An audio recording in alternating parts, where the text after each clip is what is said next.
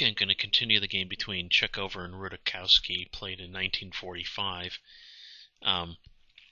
Basically, black just took the knight here on c5, and white just retook with the rook. Now the queen is forced to move, so the queen will go to b6.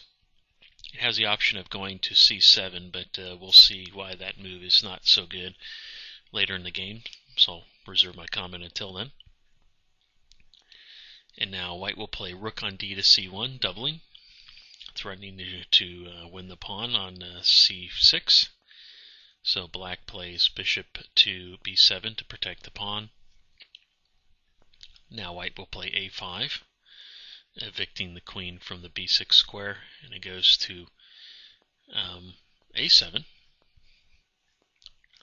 have to ask yourself, why didn't it go to c7? The reason is that then white just continues bishop f3, and then rook to d6, and then white will play rook on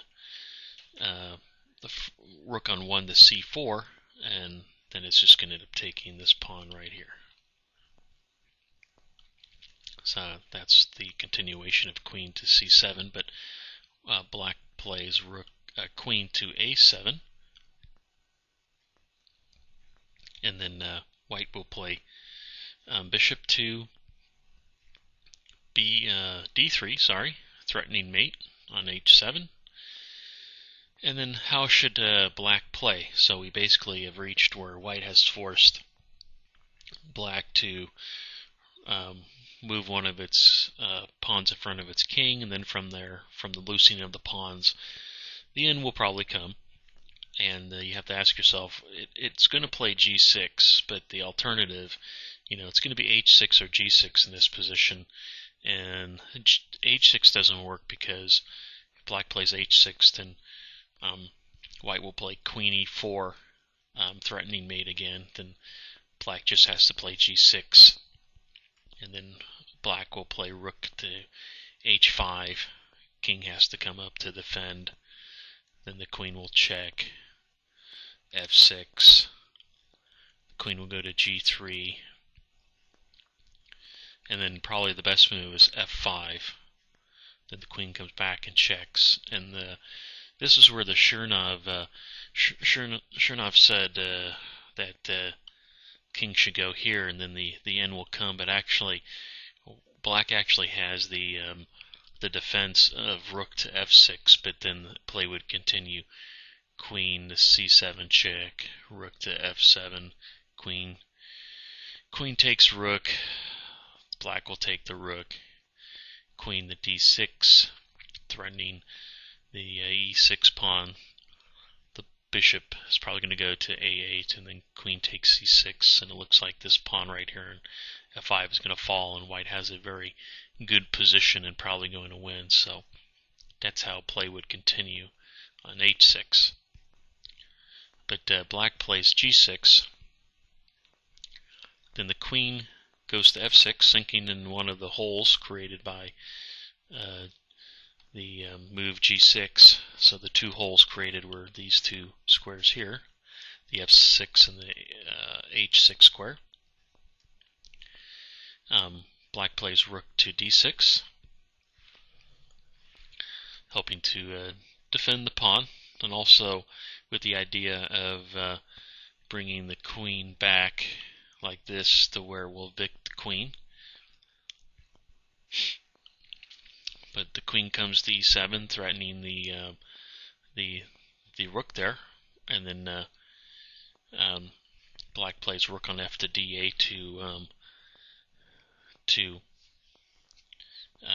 defend the rook here on d6. h4.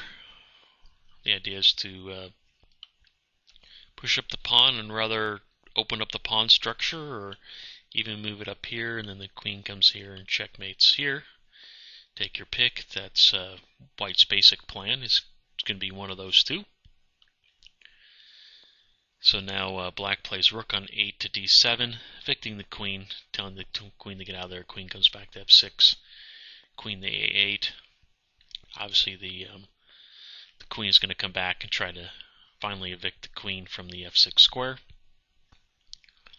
But now white will play bishop to e4,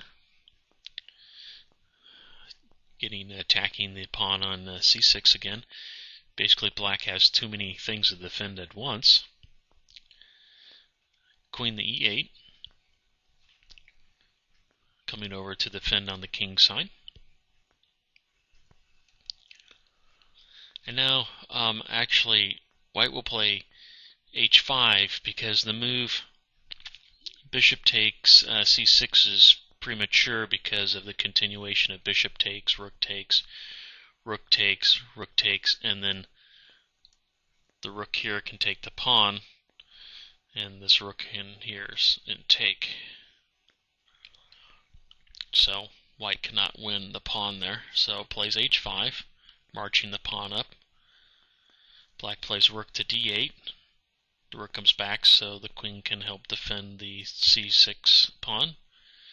But the bishop will take anyways, because like I stated before, the queen is overworked. It's trying to defend the king side, the queen side, everything. Bishop takes. And now h6 threatening mate.